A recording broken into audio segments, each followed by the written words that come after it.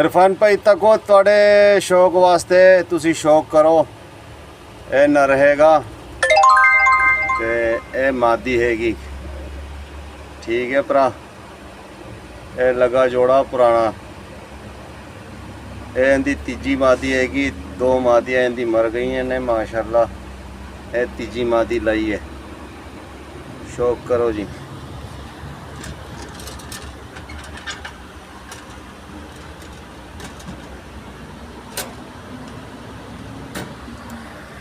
ये पता नहीं